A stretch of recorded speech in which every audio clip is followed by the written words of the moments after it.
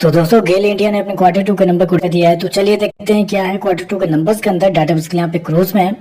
तो देखिए पिछले क्वार्टर की बात करें तो पिछले क्वार्टर में कंपनी ने 34,821 करोड़ के आसपास का रेवेन्यू जनरेट किया था ऑपरेशन के थ्रू। पिछले साल 33,049 करोड़, जबकि अभी देखें तो बढ़ गए 33,981 करोड़। कंपनी का जो रेवेन्यू है वो आपको जाता हुआ देखने को मिल रहा है। तो साल से साल देखें तो साल से साल कंपनी के रेवेन्यू के अंदर लगभग बोल सकते हैं 3% के आसपास की तेजी आपको देखने को मिल रही है। वहीं अगर क्वार्टरली बेस पे जाते हैं तो क्वार्टरली बेस पे कंपनी के रेवेन्यू के अंदर गिरावट भी आपको देखने को मिलेगी। वहां पे देखें तो लगभग बोल सकते हैं 3% के आसपास की गिरावट है। तो क्वार्टर जितना गिरा है उतना ही साल दर साल आपको बढ़ता हुआ देखने को मिला। हालांकि मार्केट का मानना भी था कि क्वार्टरली बेस पे कंपनी का जो रेवेन्यू है वो थोड़ा सा गिरता हुआ देखने को मिलेगा। कंपनी ने शो कितना किया है 33,981 करोड़ के आसपास के रेवेन्यू, जबकि मार्केट का अनुमान था 33,850 करोड़ के आसपास। तो यहाँ पे देखें तो जितना मार्केट का अनुमान था उतना ही कंपनी का रेवेन्यू आपको आता हुआ देखने को मिल रहा है। तो रेवेन्यू में देखें तो रेवेन्यू में कंपनी के नंबर अच्छे आपको देखने को मिल रहे हैं। जितना मार्केट का अनुमान था उतना ही देखने को मिल रहा है। साल से साल बढ़ता हुआ भी देखने को मिल रहा है। खर्चे की बात करते हैं, पिछले क्वार्टर में 31,392 करोड़ खर्च किए थे, पिछले साल 30,506 करोड़, जबकि अभी देखें तो 31,154 करोड़ के आसपास आपको देखने को मिले। तो खर्चे भी देखें तो खर्चे भी कंपनी के ऑन एंड एवरेज ठीक ही है, कंट्रोल में ही आपको देखने को मिल रहा है। चलिए कंपनी का प्रॉफिट क्या निकलता है वो देखते हैं।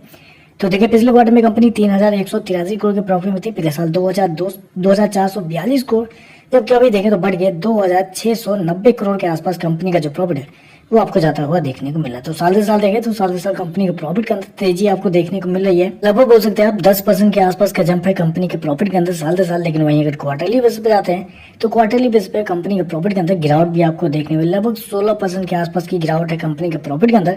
लेकिन ऑलरेडी मैंने आपको बताया कि कंपनी का मतलब मार्केट का मानना भी था कि कंपनी के रेवेन्यू के अंदर क्वार्टरली बेस पे हल्का सा गिरेगा, वैसे ही मार्केट का मानना था कि क्वार्टरली बेस पे कंपनी का प्रॉफिट गिरता हुआ देखने को मिलेगा। तो इससे कुछ डरने वाली बात नहीं है। कंपनी ने शो कितना किया है 2,690 करोड़ के आसपास का प्रॉफिट, जबकि मार्केट का अनुमान था लगभग 2,610 करोड़ के आसपास। तो यहाँ पे भी देखें तो मार्केट का अनुमान से थोड़ा सा बेहतर कंपनी का प्रॉफिट आपको देखने को मिल रहा है।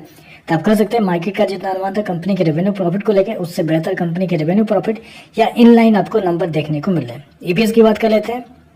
पिछले क्वार्टर में 4.84, पिछले साल 3.72, अभी देखें तो 4.10 के आसपास आपको देखने को मिला। तो कंपनी के ईपीएस भी देखें तो आपको साल दर साल बढ़ते हुए देखने को मिल रहा है।